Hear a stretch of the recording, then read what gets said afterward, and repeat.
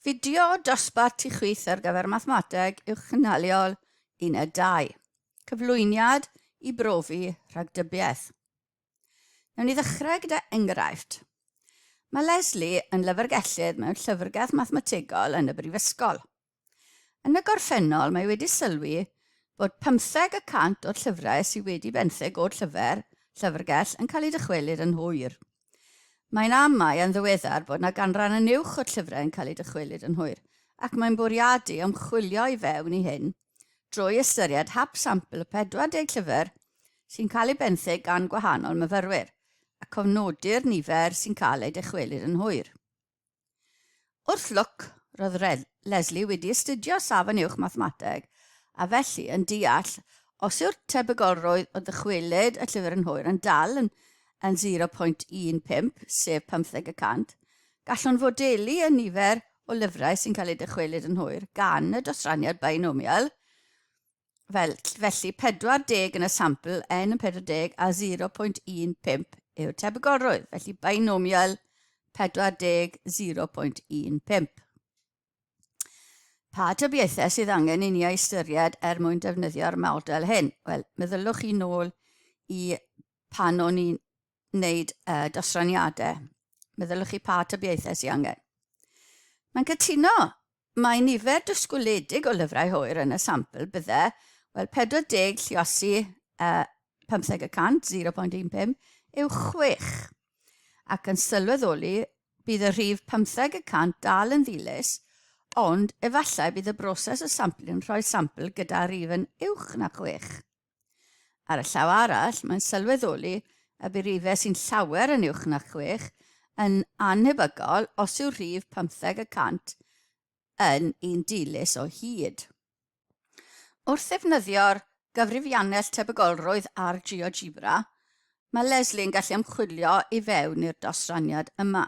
Felly beth i ni'n gweld yma, dyna'r dosraniad binomial gyda n yn 40 a p yn 0.15.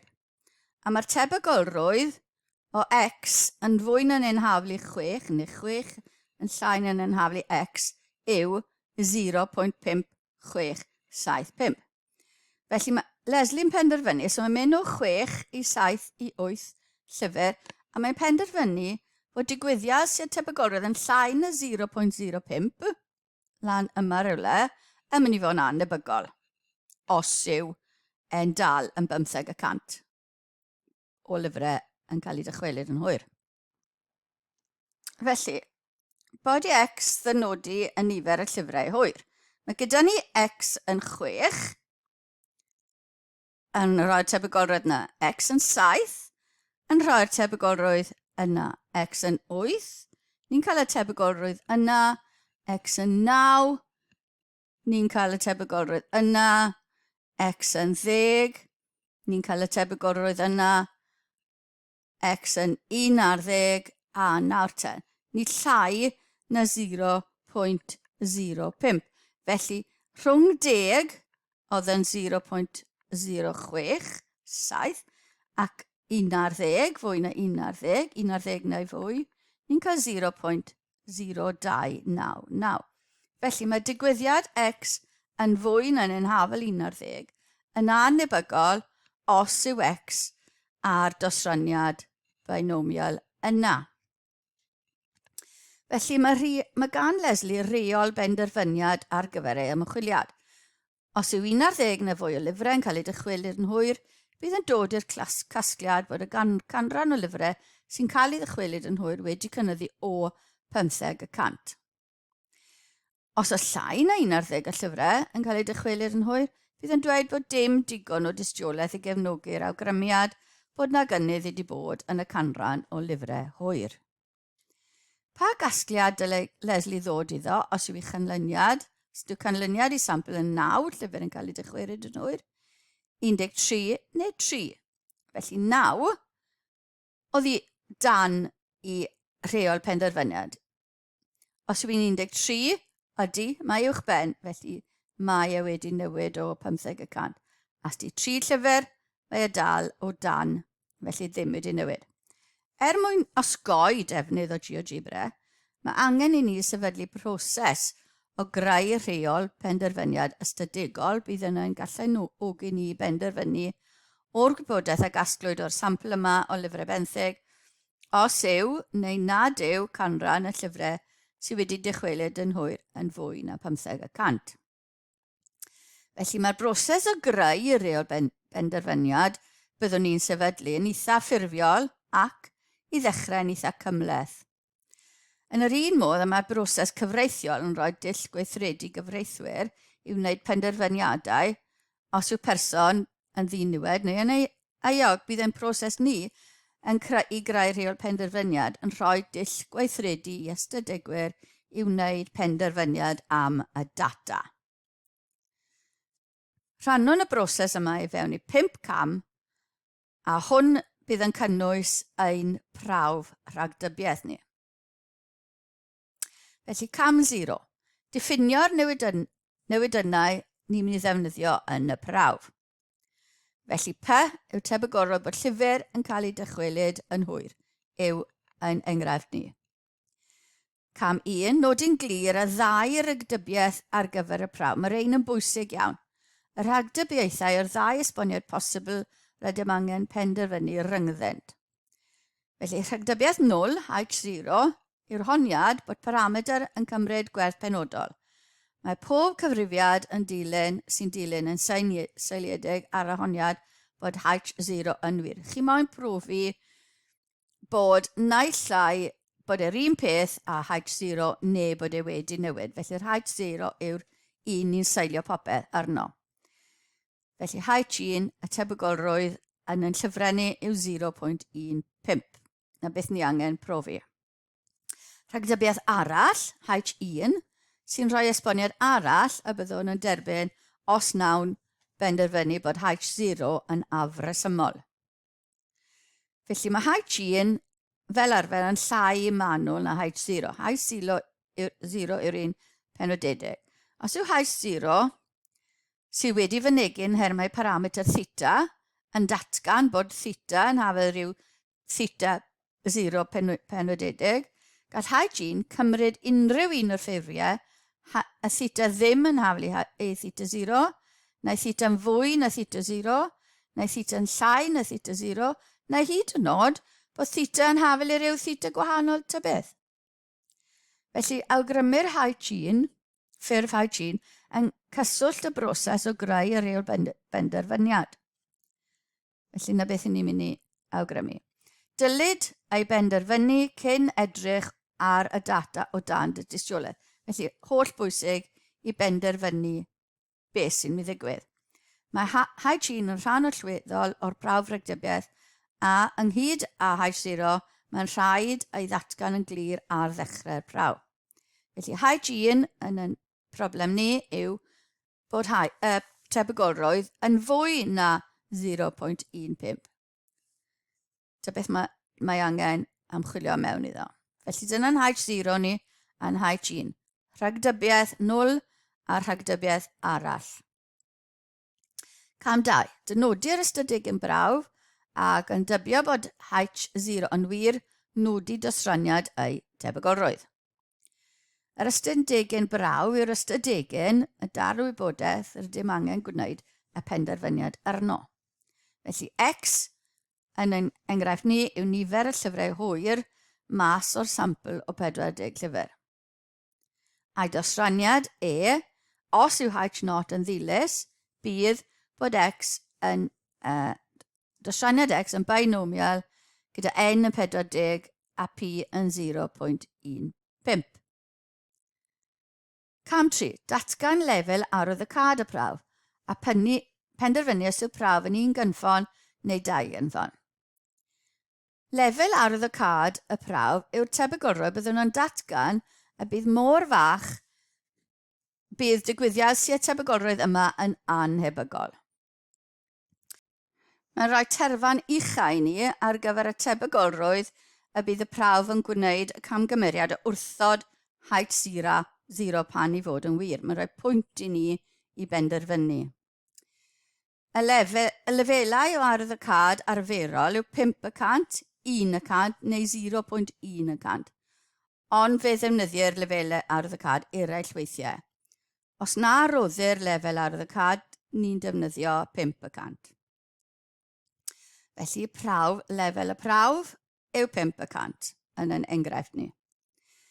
Mwyn penderfynu os i ddefnyddio prawf 1 cynffon neu 2 cynffon, rhaid i ni ystyried ffurf H1 yn ofalus.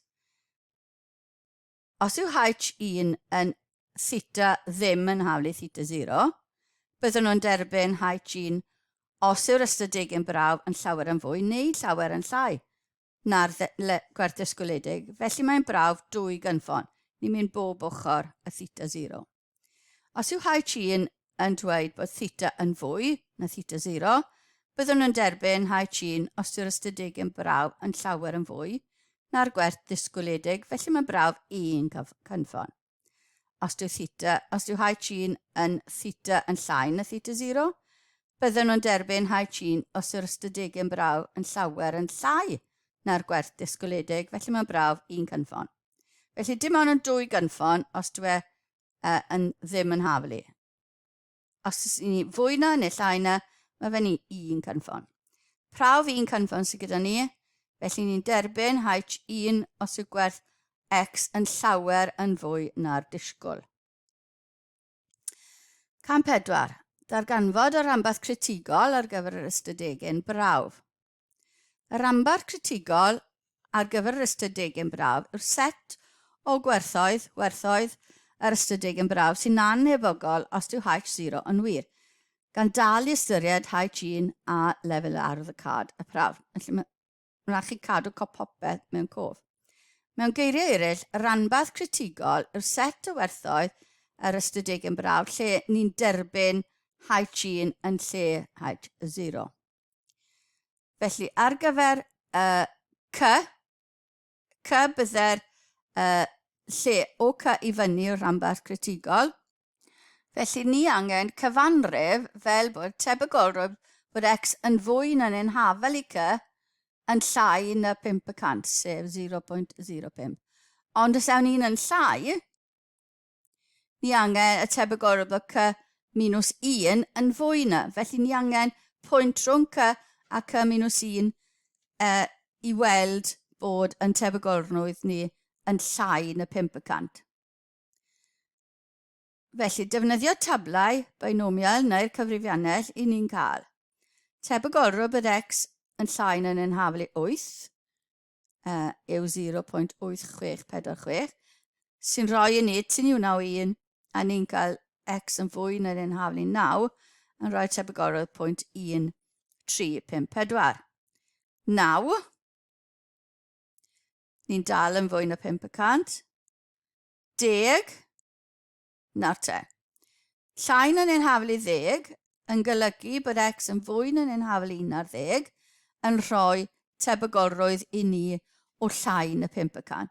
Oedd fwy na'n haflu 10 yn fwy na 5% a fwy na'n haflu 1 ar 10 yn llai na 5%. Felly rhanbarth critigol yw o 1 ar 10 i fyny, y darn bach na fyna. Datgan a chymhwyso y lefel penderfyniad ar gyfer y prawf. Os yw gwerth yr ystadegyn brawf o fewn y rhanbarth critigol, mae yna dystiolaeth gref ar y lefel arwyddocad a roddwyd i wrthod H0 ac i dderbyn H1. Fel arall, datgan bod y data ddim yn ddigon yn dangos digon o dystiolaeth ar y lefel arwyddocad a roddwyd i wrthod H0. So, gyda ni, yn yn enghraifft ni, os yw x yn fwy na'n haflu 1 ar 10, mae yna dystiolaeth gref ar y lefel 5% i gefnogi'r rhagdybiaeth bod y tebygolrwydd yn fwy na 0.15. Fel arall, nid oes digon o dystiolaeth ar y lefel 5% i wrthod H0. So, os di x yn llai na 1 ar 10, ni ffili gwrthod H0. Cymhwyso reol benderfyniad yng nghyd-destun y broblem i data gasglwyd neu addarparwyd. I pa gasgliad dylai Leslie ddod os oedd canlyniad ei sampl yn 9 llyfr yn hwyr? Wel, beth wedwn ni? X yn haflu 9, neu gosti digon o dystiolaeth ar y lefel 5% i wrthod y rhagdybiaeth bod 15 o'r llyfrau wedi dychwelyd yn hwyr. Os yw X yn 13 llyfr yn hwyr, mae yna ddigon o dystiolaeth ar y lefel 500 i gefnogi'r rhagdybiaeth ei bod fwy na 15% o'r llyfrau wedi dychwelyd yn hwyr. Ac os yw X yn 3, eto nid oes digon o dystiolaeth ar y lefel 500 i wrthod y rhagdybiaeth bod 15% o'r llyfrau wedi dychwelyd yn hwyr. Felly, camau allweddol mewn profi rhagdybiaeth, beth i ni'n neud? Cam 0 oedd diffinio'r newidynau. Cam 1 oedd datgan H0 a H1. Cam 2 oedd disgrifio'r ystadegyn brawf a rhoi ei dosraniad wrth tybio bod H0 yn wir. Cam 3 oedd datgan lefel arwyddocad y prawf a nodi os yw'r prawf yn un gynffon neu'n dwy gynffon. Cyfrifo'r rhagdybiaeth y rhanbarth critigol ar gyfer y prawf oedd cam 4 a'r cam 5 o datgan y reol penderfyniad ar gyfer y pawb a gymhwyso gan pan yn rhoi casgliad ynghyd destun y broblem. Felly, rhagdybiaeth 0 oedd H0 ac yn ystod y prawf mae'r cyfrifon seiliedig ar yr honiad bod H0 yn wir. Rhagdybiaeth arall yw H1 sy'n rhoi rhagdybiaeth neu esboniad bydd yn cael ei dderbyn os oes digon o dystiolaeth bod prawf H0 yn annebygol. Yr ystadegyn brawf yw'r hap newidyn sy'n disgrifio data a gasglwyd yn yr ymchwiliad, gan dybio bod H0 yn wir gallwn disgrifio dosraniad tebygolrwydd ar ystadegyn brawf yn llwyr. Y lefel arwyddocad ar gyfer y prawf yw'r lefel y tebygolrwydd sy'n cael ei ystyried mor annebygol o ddigwydd o dan y rhagdybiaeth bod H0 yn ddilys y bydd dewis H1 yn well esboniad na H0. Y rhan fwy ar amser roeddwn hwn fel 5%, 1% neu 0.1%. Y rhanbarth critigol ar gyfer y prawf yw'r set o werthoedd ar gyfer yr ystadegyn braf sy'n mor annebygol o ddigwydd os yw H0 yn ddilys y bydd H1 yn cael ei dderbyn yn ei le. Y rhanbarth derbyn wedyn ar gyfer y prawf yw gwerthoedd ystadegyn braf sydd ddim yn y rhanbarth critigol. A reol benderfyniad yw derbyn H1 os yw gwerth yr ystadegyn braf o fewn y rhanbarth critigol neu dweud nad oes digon o dystiolaeth i wrthod H0 a derbyn H1 os yw gwerth yr ystadegyn braf ddim o fewn y rhanbarth critigol. Felly dyna'ch camau chi. Gwych chi weld yn digwydd yn y cyflwyniad nesaf.